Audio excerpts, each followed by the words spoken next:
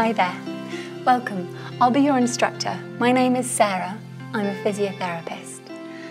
I'm going to talk to you about flexion, when you bend your spine into a C shape, curving outwards at the back. We all need to be able to bend forwards and flex our spines for everyday movements and activities, and generally this is safe to do and won't cause spinal fracture. However, overflexing your spine can occur if you push yourself beyond the limits of your comfort level, especially with quick, uncontrolled movements, repetitive movements, or with an added weight. I want to show you some of the movements that you say you worry about, and together let's find out whether they're safe for you to continue or whether we can find an adaptive version for you today.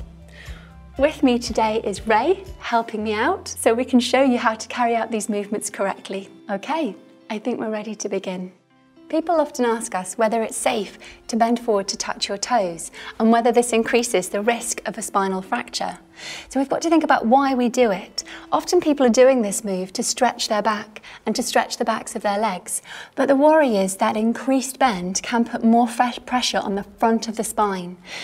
If you've been doing this pose regularly with no problems, you can continue to use it. But if you are thinking about trying to stretch your back and your legs, we'd like to show you some alternative moves. And just a little bit away from the back of the chair, what we're going to do is we're going to do a back stretch first. So if you bring your hands together, and I want you to push your hands forwards and let your back arch forwards. So you're going to push those down towards the floor and let this part of your back arch forwards. That looks wonderful. Do you feel the stretch there? Yes. And we can hold all of these stretches up to about 20 seconds if they feel comfortable. Gently come back up now, Ray, and what I'd like you to do is open your hands out and bring them back behind you so you can stretch your chest. That's it, so bring them round and just push your chest forwards. That's a lovely stretch. Do you feel that stretch? And again, you can hold the stretch for up to about 20 seconds. And gently relax. I'd like to show you now how to stretch the backs of your legs. If you come to sit right on the edge of the chair, and I want you to straighten one leg out in front of you, and you can let that ankle just be nice and relaxed, and I want you to move forwards from your hips and bring your weight onto this bent knee, looking forwards as you do so. If you look up and forwards, and you should feel the stretch down the back of your thigh. We don't want you to rock into any of these stretches or bounce at the end of them. We want them to be held in a nice steady way. And if you feel any pain, we'd like you to stop. If you come back up again and switch legs, letting that one rest onto its heel, and then hands onto the bent knee, and bending forwards from your hips, looking up. If you look up forwards, you'll feel the stretch down the back of your legs. That looks good. Do you feel that stretch? Yeah. So holding it for as long as you feel comfortably able, and gently coming back up.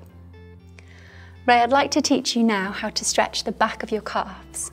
So if you come round to the back of the chair, if you stand nice and close into the back of the chair, so standing slightly closer into the chair, and then holding on and step 1 foot backwards behind you.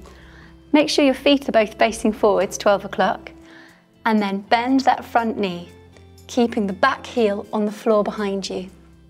You should be able to feel a stretch in your calf. Do you feel it? Yes. And just sinking down into that movement, holding it steady, no bounce. And we're going to hold that for up to about 20 seconds on each side. So Ray, I'd like you to switch sides now, coming slowly out of that stretch, swapping feet, and gently bending your knee down into that stretch, keeping that heel on the floor. That's lovely on the back. And we'd like you to do this against a secure surface, a wall or something that's not going to move.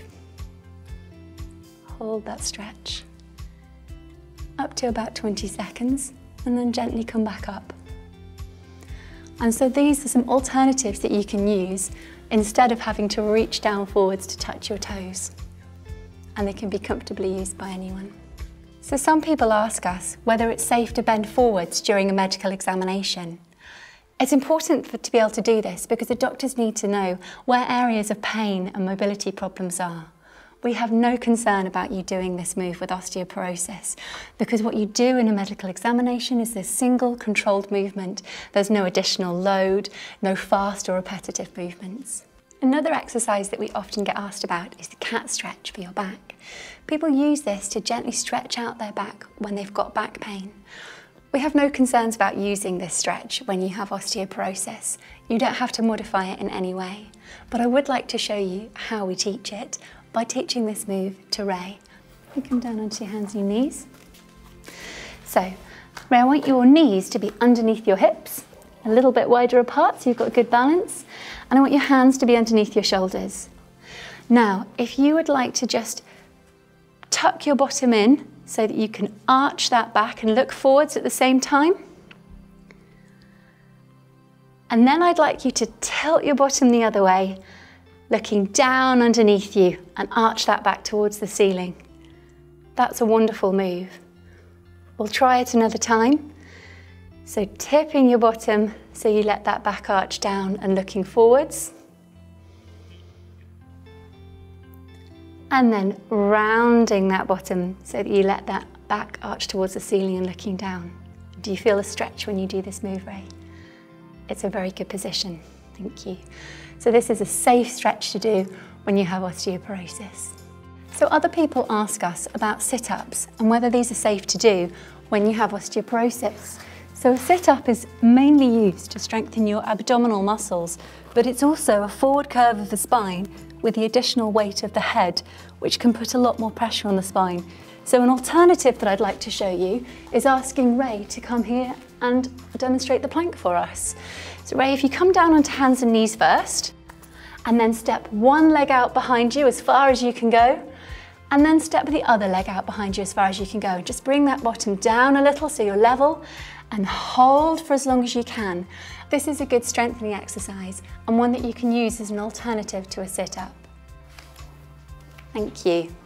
Hopefully I've helped to answer some of your questions around flexion or curving your back. But if you have more questions, please get in touch with us.